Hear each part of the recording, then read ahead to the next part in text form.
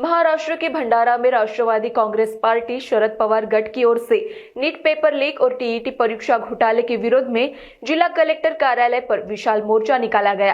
प्रदर्शनकारियों का कहना है कि बार बार होने वाली पेपर लीक की घटनाओं से लाखों प्रतियोगी परीक्षाओं की तैयारी कर रहे छात्रों का भविष्य प्रभावित हो रहा और उनमें निराशा का माहौल बन गया है। आंदोलनकारियों ने मांग की कि परीक्षा प्रणाली को पूरी तरह पारदर्शी और सुरक्षित बनाया जाए ताकि छात्रों का भविष्य सुरक्षित रह सके।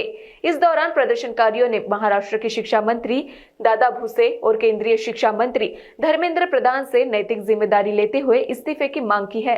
जी परिस्थिती निर्माण झालेली आहे शिक्षणाच्या बाबतीत, सुरुवातीला नीटचा पेपर फुटला, नंतर महाराष्ट्रामध्ये टीईटीचा पेपर फुटला। नीटचा पेपर फुटल्यानंतर देशातील जवळपास उच्च शिक्षण घेणाऱ्या 20 मुलांच्या आत्महत्या झालेल्या आहेत।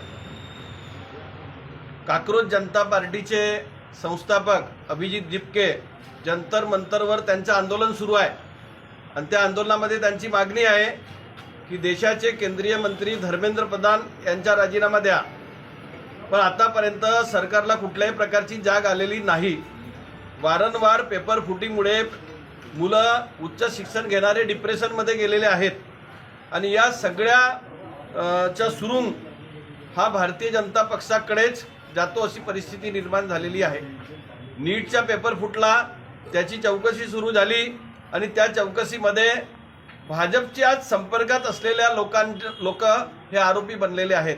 इकडे टीईटीचा पेपर फुटला, स्वतः भारतीय जनता पक्षाचे आमदार त्यांनी विधानसभेमध्ये सुधीर भाऊ मुनगंटीवार यांनी मुद्दा मांडला की तुम्ही आग्र्यावरून पेपर छापल्या आणि बिहारचे लोक आरोपी सापडले पेपर फुटीमध्ये, मग आमच्या महाराष्ट्रामध्ये म्हणजे एवढी छपाईची व्यवस्था नव्हती का?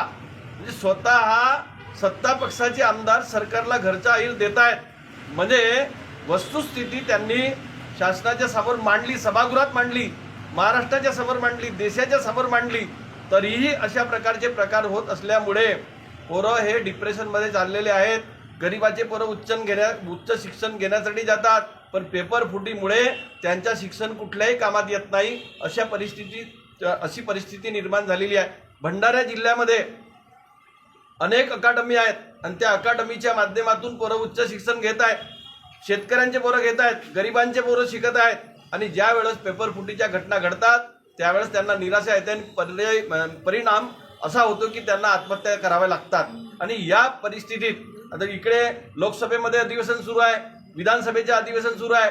दोनही अधिवेशनामध्ये हे विषय आल्यानंतरही सरकारला कुठल्याही प्रकारची जाग येताना दिसत नाही आणि म्हणून भंडारा जिल्ह्यामध्ये सुद्धा आम्ही निर्णय घेतला की आता आमच्या पोरांनी उच्च शिक्षण घेऊ नये का आणि त्यासाठी त्यांच्या पाठीशी आम्ही खंबीरपणे उभं राहिलं पाहिजे। म्हणून गेल्या 2-3 दिवसापासून आम्ही शासनाचे लक्ष केंद्रित करण्यासाठी ही योजना आखत आहोत। माझी शासनाला आपल्या सगळ्यांच्या माध्यमातून विनंती आहे की देशामध्ये नीट पेपर फुटीच्या, टीईटी पेपर फुटीच्या ज्या घटना घडलेल्या आहेत त्याचे पडसाद आमच्या जिल्ह्यात सुद्धा उमटले आहेत। पोरं डिप्रेशनमध्ये आहेत। मी अनेक ठिकाणी अकादमीच्या संस्थापकाशी चर्चा केल्या, त्यांचं सुद्धा म्हणणं असं आहे की ऑनलाईन परीक्षा बंद झाली पाहिजे। या ऑनलाईन परीक्षेमुळे एक पोरगा परीक्षेला बसतो आणि दुसरा सोडवतो, अशा प्रकारची स्थिती निर्माण होते आणि जे चांगले पोरं अभ्यास करणारे आहेत ते मागे राहून जातात आणि त्यामुळे त्यांना उच्च शिक्षण घेण्यापासून वंचित राहण्याची वेळ आलेली आहे। अशा परिस्थितीत शासनाने दखल घेतली नाही तर यापुढे आम्ही तीव्र आंदोलन करू आणि खंबीरपणे आमच्या पोरांच्या पाठीशी राहू।